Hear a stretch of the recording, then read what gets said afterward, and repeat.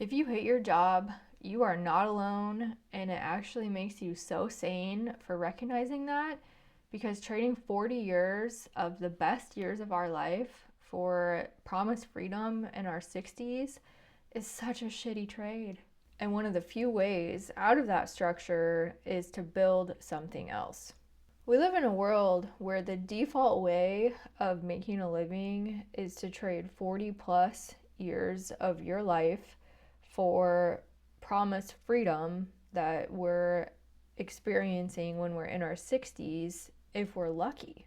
Our youth is far behind us as a part of that trade that we needed to make in order to build up the assets to not have to work. And we're still needing to live frugally within retirement. And the terms of that trade are largely dependent upon market conditions that we have no control over and working conditions over those decades of our life that we also have no control over. If you're an ambitious and thoughtful person who has been brave enough to stop to consider how shitty this trade actually is, then this video is for you. This is something that is near and dear to me, and entrepreneurship is one of the only ways to build yourself out of the structure that we're in.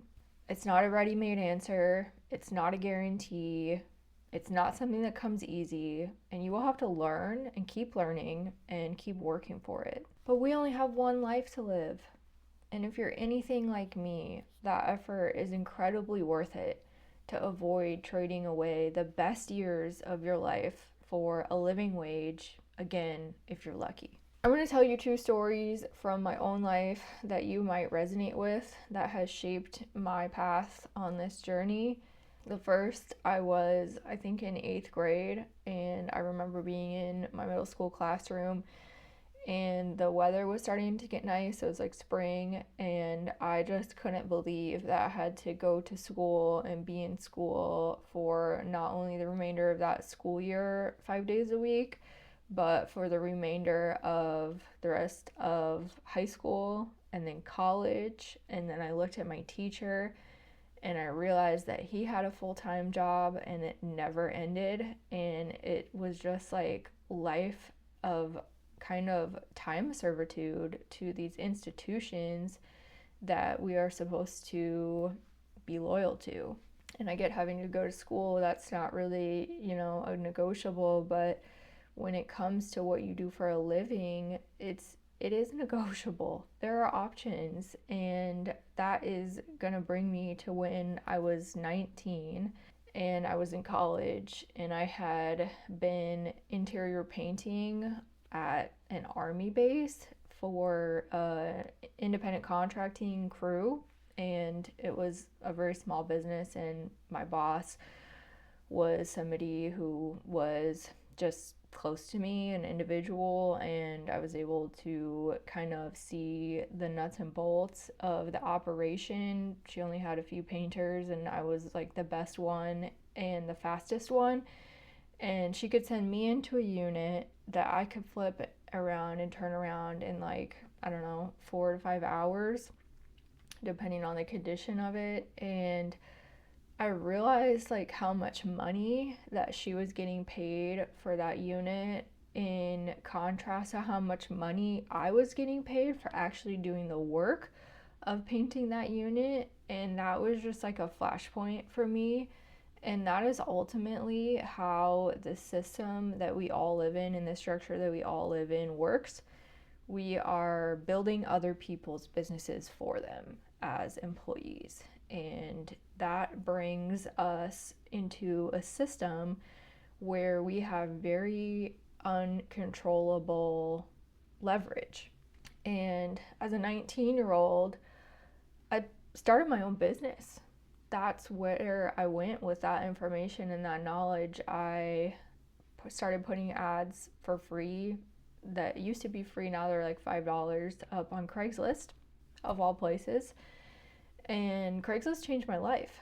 And because I started getting jobs where I could control how much I was getting paid, and that's how my journey as an entrepreneur started. And don't get me wrong, there's been incredible highs and lows, and I made so many mistakes. Like, didn't charge enough for any of my work for a decade. And so it's just been an incredible learning process. But throughout those years and throughout that time, and even to this day, like, I have this valuable skill set that I know I can have more leverage over if I operate it within an entrepreneurial system where I'm controlling the leverage and the assets than I would as an employee. And that's the power of entrepreneurship. In most jobs, your effort and your time are traded for income that happens once. You go to work, you put in the hours for that week, and then you get paid for that week. And then it resets. Your leverage is uncontrollable, and you aren't able to change how much you get paid that week just by working harder. Yes, you can work more hours, but again, that's the trade-off of the time of your life for, an hourly wage. But when you build something, whether it be a product, a skill-based business, an asset, you start creating that controllable leverage. And controllable leverage leads to controllable assets.